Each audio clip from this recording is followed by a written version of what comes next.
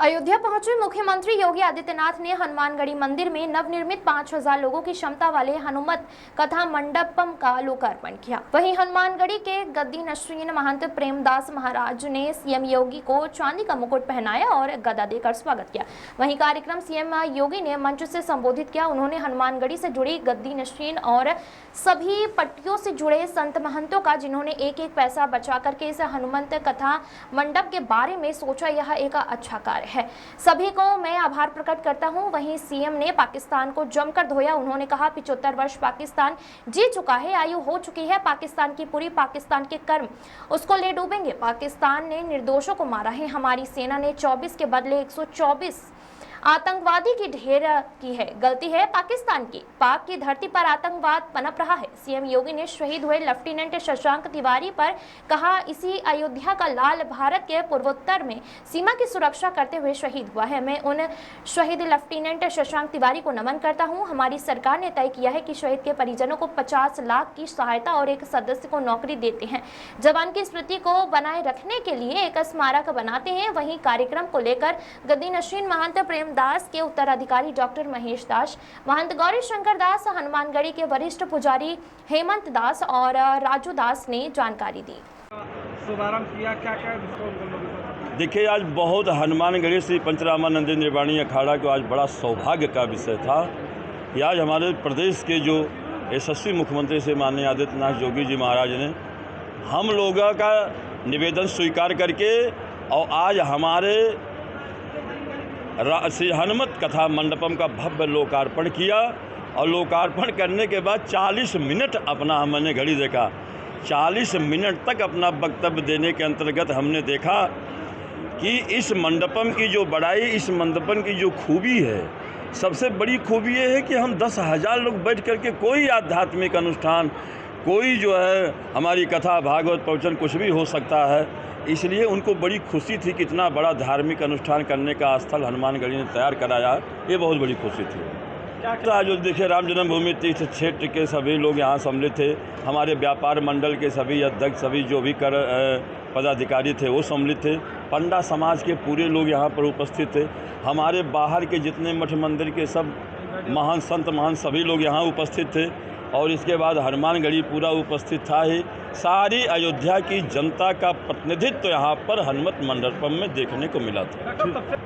जी देखिए, हनुमानगढ़ी का हनुमान जी महाराज के ही अनुरूप हनुमानगढ़ी काम करता है। जैसे हनुमान जी महाराज से बड़ा कोई देवता नहीं, हनुमान जी महाराज से चारों युग प्रताप तुम्हारा हर युग में किसी की चली नहीं है, अगर चली है तो केवल हनुमान जी की चली है। वैसे हनुमान जी की कृपा का अनुसरण करते हुए हनुमानगढ़ी की ही चली है। इसलिए पूरी अयोध्या जो हनुमानगढ़ी को सम्मान करती है, तो हनुमानगढ़ी भी पूरा अयोध्या सम्मान करती है। इसमें हम गौरव महसूस करते हैं अपने आप। किया है, क्या है ये हनुमत कथा मंडपम अखिल भारतीय श्री पंचरामानंद निर्वाणी अखाड़ा के द्वारा नवनिर्मित भवन है और इसका आज लोकार्पण माननीय मुख्यमंत्री जी ने किया है। आज से ये समस्त जनता के लिए, संतों के लिए और समाज के प्रत्येक वर्ग के लिए ये उपलब्ध रहेगा। क्या खासियत है? भवन लगभग 5000 स्क्वायर फीट में बना हुआ है। इसमें 5000 व्यक्ति एनी टाइम बैठ सकते हैं और अभी तो इसमें 16 कमरे हैं और लगभग 50 कमरे और भविष्य में निर्मित होने की तैयारी में हैं। और